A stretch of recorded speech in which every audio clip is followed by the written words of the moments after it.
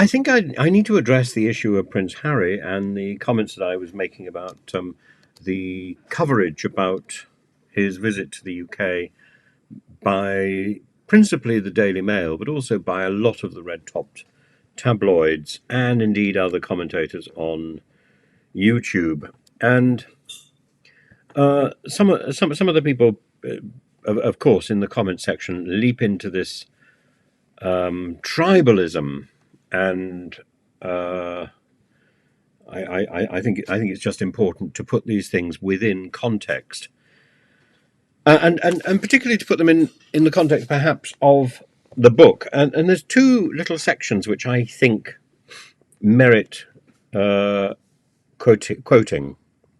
The first is when Harry's talking about the death of his mother. He says, "None of what I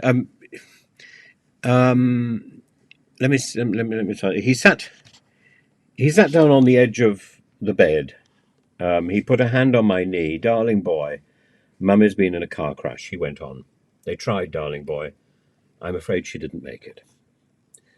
And then he says, "None of what I said to him then remains in my memory. It's possible that I didn't say anything. What I do remember with startling clarity is that I didn't cry, not one tear. Pa didn't hug me.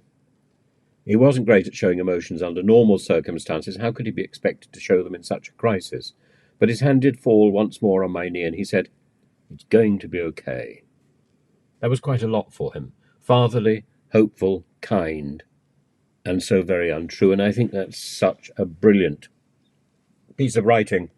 I like to think that it's the words of Harry himself, rather than the words of the fellow who was writing the ghostwriter, and I forget his name, and I just thought, oh gosh, I should look it up, but I can't remember, and really I can't be bothered. Let me see if I can find it. No, I can't. I don't see it. It is here somewhere, under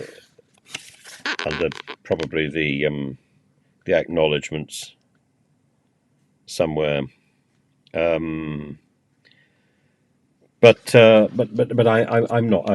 sure, and a lot of the tone of the book seems to me to be not consistent with the character that we see. But there's another story, and he says where he was going off to the North Pole. This is before he gets to the Todgergate story, and he says.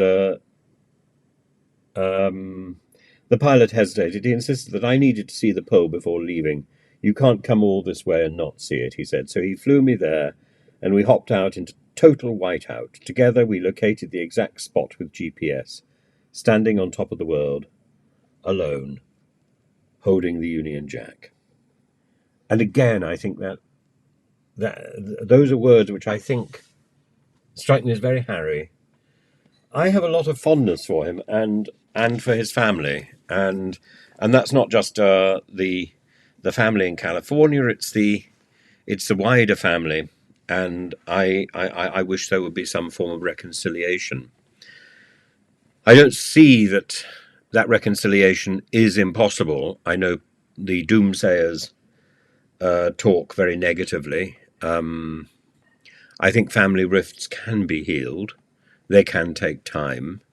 But I think a family shares so much that in the end, there's more that is shared and there's more that is common than that forms the frustration and the irritation. That irritation will never go away, but the things that a family shares can be found and can be discovered and rediscovered. And I think the king would welcome his grandchildren particularly, and more could be done. I don't think the king has been helped by a malicious and self-serving Home Office and a fractured civil service and courtiers who are intent on causing problems. And I've done videos in the past where I've named some of the people who I think are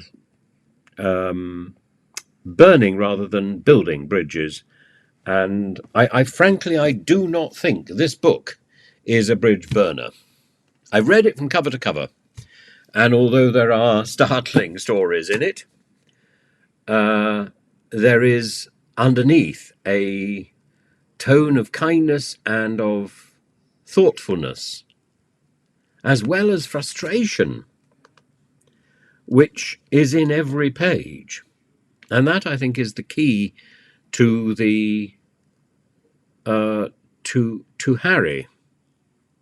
And those people who go through this book, sort of totting up all the allegations and the frustrations, are going about it in the wrong way. This is about the what if. What if? Why not? And that story about King Charles, as he now is, Prince Charles as he was, with his hand on his son's knee, saying it's going to be okay, and his son knowing that that was untrue. That speaks volumes, doesn't it? He's just hoping. He's hoping that his father's words will come true. He's hoping that his father will come through.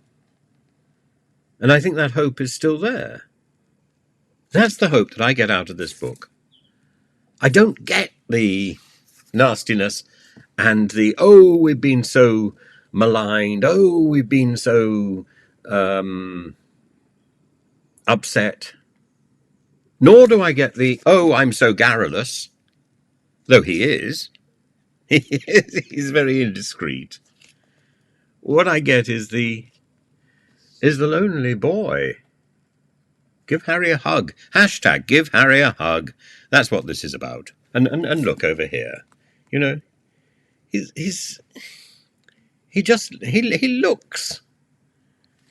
looks so happy, don't you think? And he looked so happy, incidentally, in Nigeria. Compare the wave, the comfort of the wave, and and taking the microphone from Meghan in the footage that we've seen from Nigeria, with the sort of sheepish wave that he turns around and he gives the wave back to this adoring crowd that was, of course, by the BBC camera people, kept out of view. I remember very well. I remember one incident when I was still an undergraduate in Oxford, and Mrs. Thatcher came to an unveiling of a statue, an unveiling of her bust, but it wasn't a Julie Andrews moment. And she drove out of Somerville College very fast, and there was a handful of protesters shouting, but there was literally two sides of a road, two sides of St. Giles, a big road, full of people cheering. The television cameras were closer to the protesters, and the image given of that encounter was of protest. I was there. It was not like that. And, of course, a cheering crowd is not dramatic. A protest is dramatic. It's the protest which was captured for posterity. And there was a protest, but it was small. It was small. And the cheering crowd was not staged at all. It was just people who happened to gather. And having been there at that moment, and I've seen other moments since, I know how the news is gathered, and I know how footage is pieced together to be as dramatic as possible. But life is not as dramatic as that. And the dramatic elements here, it is a dramatic book.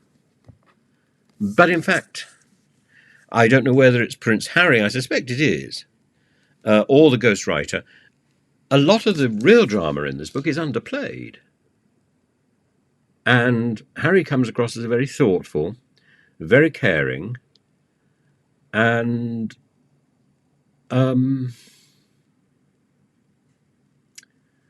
very concerned individual. This is about building bridges. It's not about burning them down.